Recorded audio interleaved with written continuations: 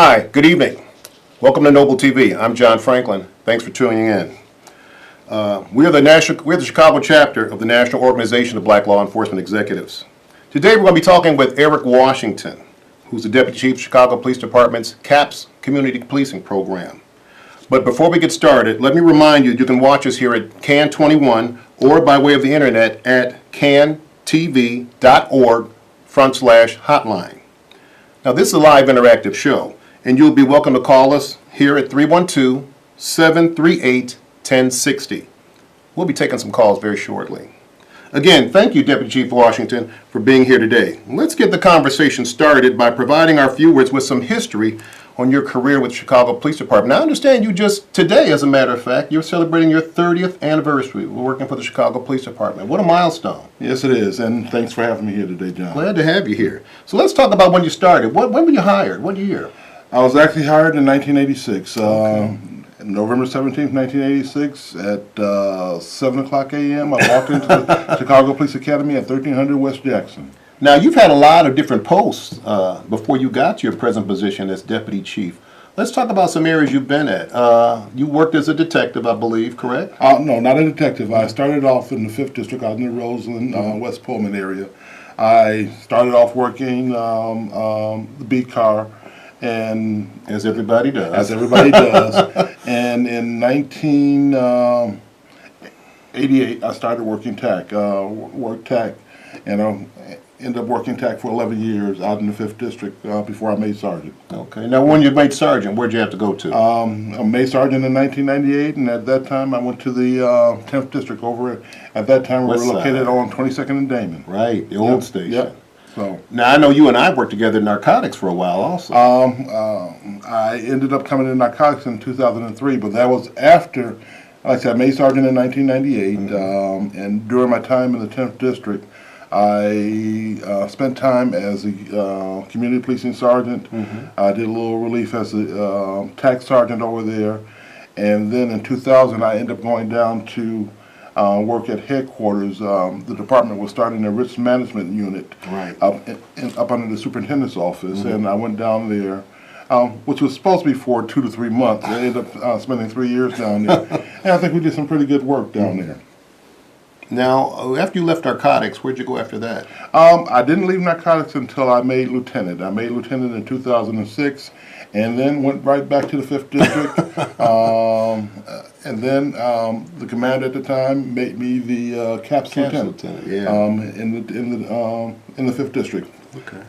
Was there for about a year. After that, I ended up going down to education and training, and I was the commanding officer of the Instructional Design and Quality Control unit, which essentially overlooked, did curriculum building, looking at curriculum both for in-service and for recruit training. Was there for a year, and in March of 2008, I was promoted to commander of the 11th District. Now let's talk about the 11th District. Kejian Harrison, the Fillmore District. You have done more tours of duty as commander of 11 than anyone probably in the history of the department. You've been there a total of 3 different times, correct? Correct. Like I said, I first went there in March of 2008. I was there from until August of 2009. At that time, I left there, went to the back to Organized Crime Division as a lieutenant over in gangs. Spent a year and a half there as a lieutenant in Organized Crime for the gangs unit, and then in March 2011, I was promoted again and went back to the 11th District.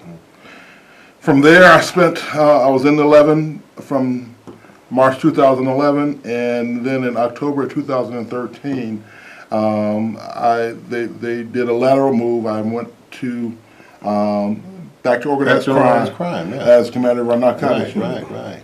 Spent my time there from October 2013 until September 2014. At that time, I was asked to go back to the 11th District as a commander, and I spent from September 2014 through the end of January 2015. 15. I was in 11, then back to narcotics. Now, let's talk a little bit more about 11. For those of our viewers that don't know, the 11th District, the Kedzie Fillmore area, the Fillmore area, that's a hard command. That is one of the more violent areas of the city, and you've always got a lot of crisis events going on there, correct? The 11th district. It's busy. When you It's talk about definitely violence busy, in the city, you generally talk about two areas. The 11th district being one, and the other one being the 7th district, which was at Inglewood. And going there during my time there, a lot of times we were leading the city as far as districts in the violence. But over the course of my time there, through the work of the officers working there in the 11th district, we started gradually bringing down the violence. My first year there, we had approximately about 53, 54 murders. Over the course of the next couple of years, I know that following year there was 54. 2010, about 54. And when I got back to in 2011, some good things started happening. Like I said, officers in 11 district always work very hard. That's one good thing about it. No matter who's there, they work hard for you. And then we gradually started bringing down the number of murders that we had in the 11th district. When I left for 2013, like I said, I wasn't there for the last 2 months, but the district ended up with about 34, 35 murders, which was the lowest it had been. Sure, that's a big improvement. And probably about, we go back until early 70s. I was going to say, it had been at least 20 years, yeah. I can tell you from my time being a Sergeant 11, it was a privilege to be there. Every time I went on a call, I was fortunate to have great backup out there. It's one of the best places I ever worked. Now let's talk about your relationship with the various community-based organizations in the Lawndale area when you were out there. How did that prepare you for your current role today as Deputy Chief of CAPS? Well, like I said, from my previous history, like I said, working as a community policing sergeant in 10, and not only did I work as a community policing sergeant, I spent some time doing training for the department for our B team leaders, which were the sergeants, during the time frame of between 1999 and 2000. So I had a lot of immersion working within our community policing program. Like I said, that, and then CAPS lieutenant, and getting to the 11th district as a commander. The one thing I knew that was important was working with the community-based organizations, faith-based organizations, and that was one of the things that I wanted to make sure that I was doing, because in order to deal with whatever the problems are in the respective communities, you have to be working with the community. And I say this often: police, law enforcement in general, are a small contingent of what's going to solve the problem. Your biggest contingent, your biggest resource that you're going to have that's going to help solve that problem is the community. Most definitely. Deputy Chief, look like we have a caller on the line. Hello, caller. Good evening. How are you? Hello? Oh, hello? Hi. Good evening. Hi, how are you, caller? Hi. Good. My question is, given the importance of CAPS now, how is the department getting other officers involved besides the ones that are assigned to community relations? That's a very good question. Very good question. Very good question. Some of the things that we're doing, one of the biggest complaints that I hear on a regular basis is that we have officers, all they do, they're riding around in the cars and they don't stop and they talk to people. And this is something that we have to impress upon our commanders, our sergeants, and lieutenants, those immediate supervisors out in the field. It's more than just riding around answering the calls, doing street stops. In order to build trust, to guide and direct, what we have to do is we have to get these officers out of the cars. And that is, like I said, that's one of the things that we're doing on a regular basis, trying to make sure we're getting the officers out of the cars, stopping, talking, and we know sometimes to get things going, you have to track some things, and we're tracking that. And so that's one of the things we let them know. You have to get out and know get to know the neighbor on the block. You have to get out and know who the good kids are versus the kids that are causing the problems. And when you're out of the cars, walking down the blocks, talking to people, that's where you get to know the neighborhood. Definitely. Thank you, caller. Seems like we have another one on the line. Hello, good evening. How are you? Hello? Hello, how are you? Hi, good evening. How are you? Your comment or question, ma'am? Yes, so my question is this. Does CAPS have any new programs or initiatives that are going to be forthcoming? Okay, thank you. Another good question. Each district has various programs that run. There are certain things that we expect our districts to do. Like I said, some of the things that we do expect them to do, expect them to be working with court advocacy, domestic violence, or working with our seniors. But one of the key things that we want to make sure they're doing on a regular basis is working with our young people. Some of the things that as far as working with young people, we have our Explorer program.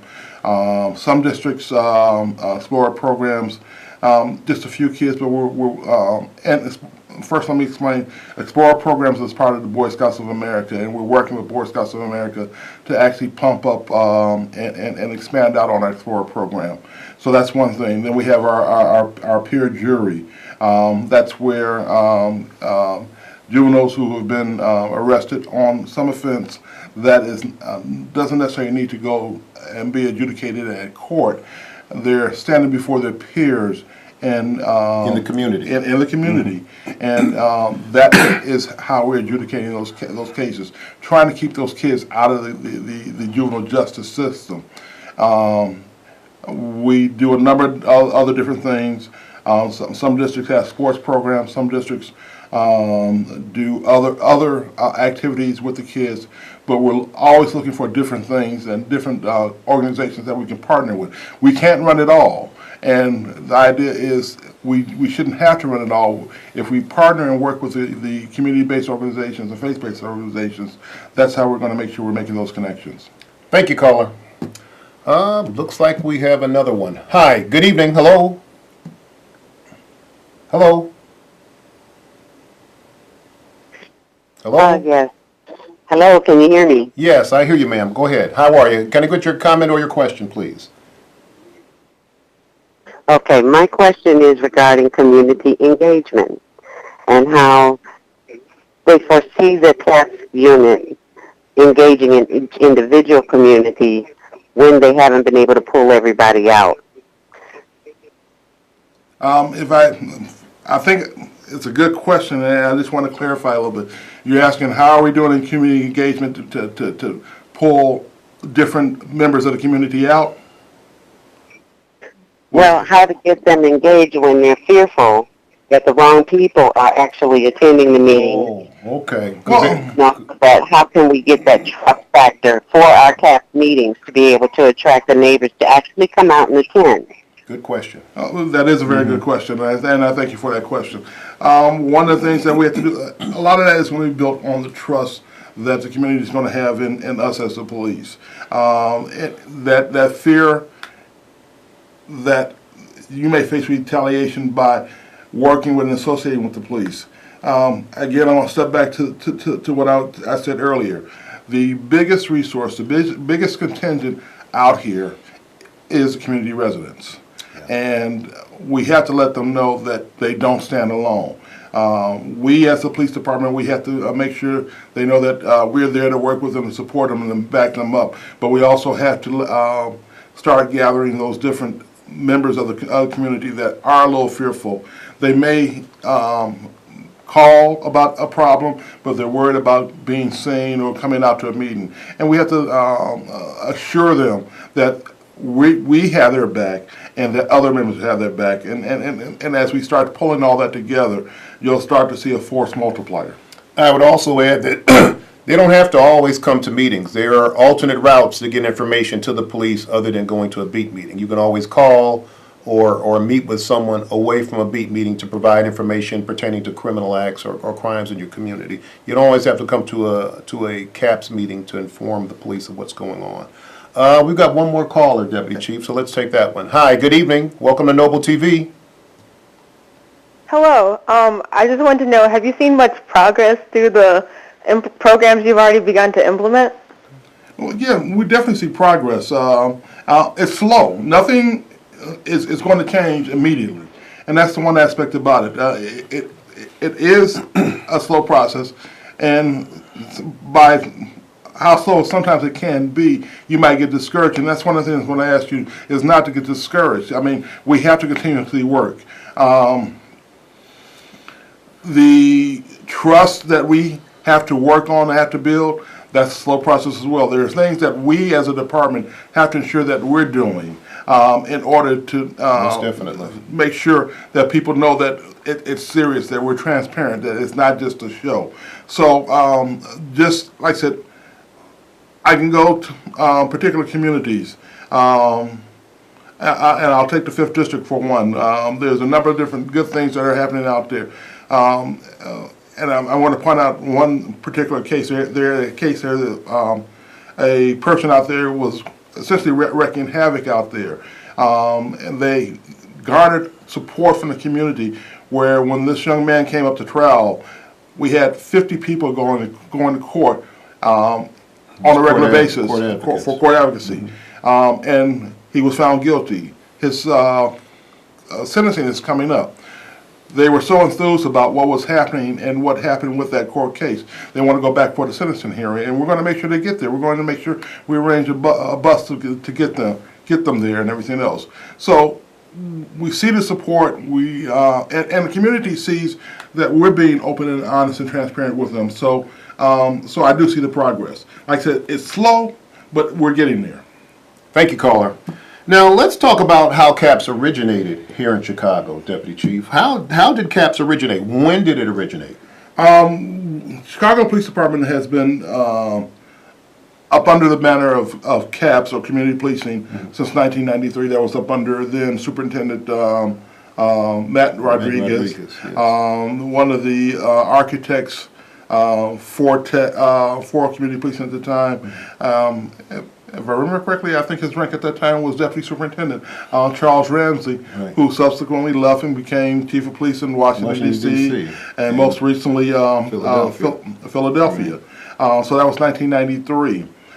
We were one of the first departments to implement community policing, and we were at the forefront. So we were doing a number of good things. And like I said, we're still doing a number of good things. We just have to make sure we're focused in what we're doing.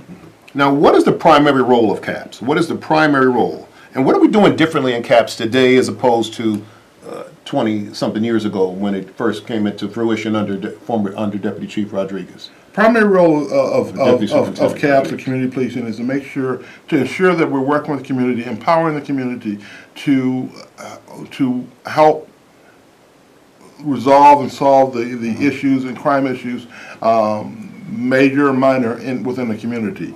Some of the things that we're doing differently, we're doing a lot more engagement, or trying to do a lot more engagement with our young people. As we need to do. Yeah, that was one aspect. We've always had some parts of youth engagement, but and I've seen this for years, is we have to make sure that the young people are part of the strategy, the whole process.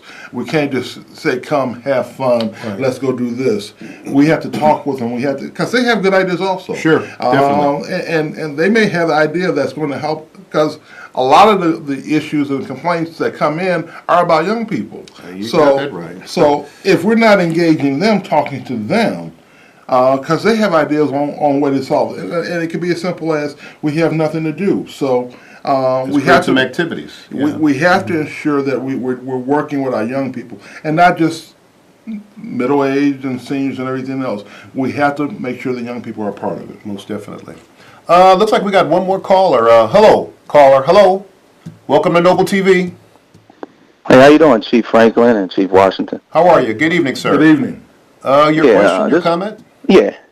Question and comment. I'll make it pretty fast. I think it's a great show. And I was just concerned, question regarding, does the organization reach out to youth, high schools, grade schools, to kind of get a dialogue established with, young kids to, keep the connection as they get older.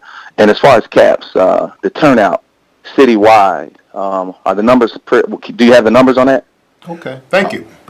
Good question. First, I'll address the number issue. I don't have any numbers with me. But I can tell you that are the numbers as high as they were in 1993, 1995? No, they're not as high. I mean, because like I said,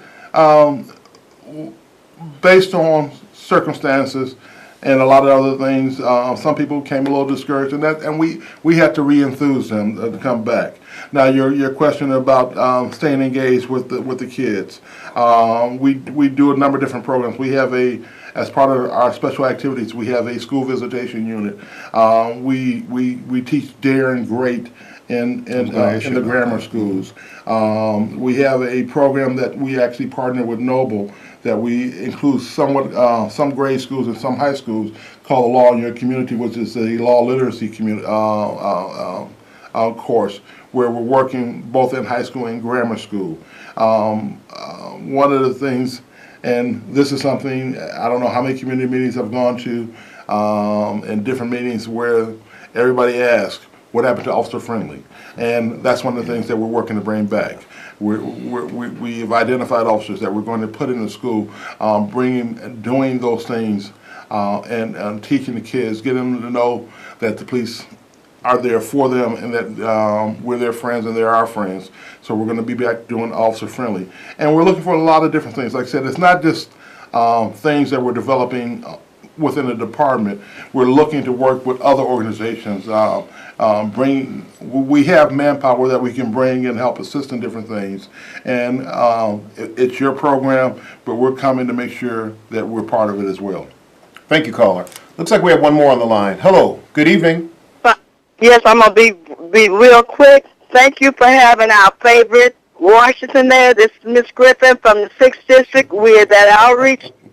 Thank you. Thank you. Over there, and we're tremendous, and we are a team. We're the best in the city, the 6th District. Thank you much. Your 6th District does very good work, and I do appreciate you guys. Thank you for calling in. Now, let's talk about the superintendent. He's indicated at budgeting hearings that he wants to make a special effort to enhance or reinvigorate CAPS. Where do you see that going? Well, one of the things that the superintendent has recently done is that he has established a community policing advisory board, which will be comprised of members of the department and members from the community, and then members from the academic realm. And we're going to look at the whole aspect of community policing. Like I said, we've done some great things and some good things, and I think we're still doing some good things, but we need to improve. We have to make sure we're continuously growing. You can't sit in one place and be stagnant and say, I'm great. So that's one of the things this advisory board is going to do, is look at what we've done in the past, where we are now, and where we need to go. And so this board, like I said, it's members of the department, members from the community, and then members from the academic realm. Now, does the department still hold monthly beat meetings in the districts like they used to? We still do beat meetings. Some districts still do monthly beat meetings. Some districts do bi-monthly. Okay. There was an evaluation that was done essentially during 2010, and talking and working with the community. And some communities felt they didn't need to meet every month, so it was decision was made to meet bi-monthly.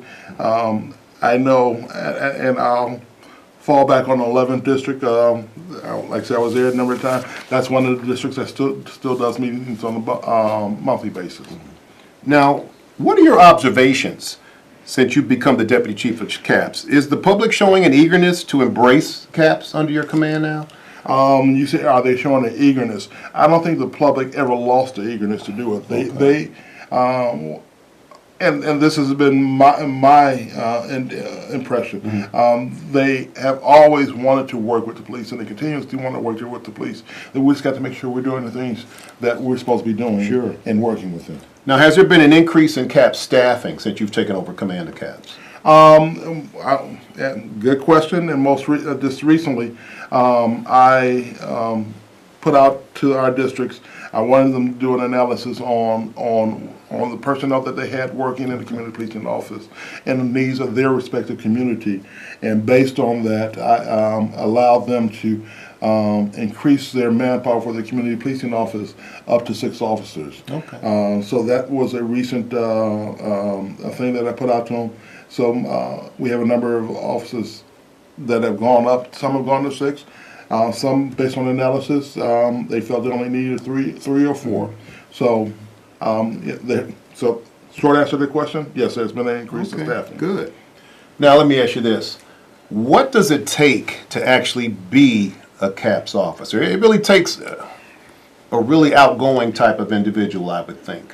You have to be a person that likes to work with people. Yeah. That have that you don't have a problem sitting down listening, have a concern, and then it's more than just listening. You have to be responsive, and whatever the issue is, get back to that person and let them know where they are, what their concern was, and where you are. Follow up. Definitely have to follow up. And then on the other end, like I said, you have to be able to encourage your community members to actually be participatory. Yeah, and, definitely. Because, like I said, we can't do it alone. Most definitely. Now let me ask you this: how are you working with the police academy in implementing the training with the training division to provide the public with policing from the perspective of the police officer? Are we doing anything like a public police academy, anything like Citizens Police Academy, anything like that? We do the Citizen Police Academy. We actually have 2 sessions, and actually we actually just finished up our last instructional class this past Tuesday. This coming Tuesday on the 22nd is graduation for that class, but we do it twice a year. We do it once in the fall, generally starting in April, and then for the springtime starting in April, and in the fall we start in September. So, like I said, this coming Tuesday is graduation for this most recent class. Oh, excellent. And then we'll be starting up sometime in April. We don't have the date yet, but anybody interested in being in Chicago Police Citizen Academy, you can contact your respective community policing office. You can call my office, and I'll give you the number. The number is 312-745-5900, and we can give you the date on which we're going to start. It's an application process. It's a matter of submitting the application. We do review of the application, and then get you going into the police academy. Just so you know, we do it. We meet once a week. Once we start, we generally meet on Tuesday from 6 until 9 o'clock, and we do a 10-week program. That's excellent. Now, how much input does the community have in the decisions about CAPS and the future direction of CAPS? I think they have a great deal of input, because if we have a meeting or do something and say this is for the community, and the community has no input, they have no reason to respond. True. So we have to make sure that we are including them. I don't want to say including them, that we are following their lead, because that's what it's all about. It's following their lead, because we spend time in the community working, but they live there. Right. Most definitely. Well, Deputy Chief, I want to thank you very much for coming here. I think the public has gotten a good eyeful as to what we're doing at CAPS, where we've been, and where we're going. I want to thank you all for tuning in to Noble TV. And once again, come back and see us again. We're here every Thursday at 7:30 p.m. Again, thank you for tuning in to Noble TV. See you soon. Thank you.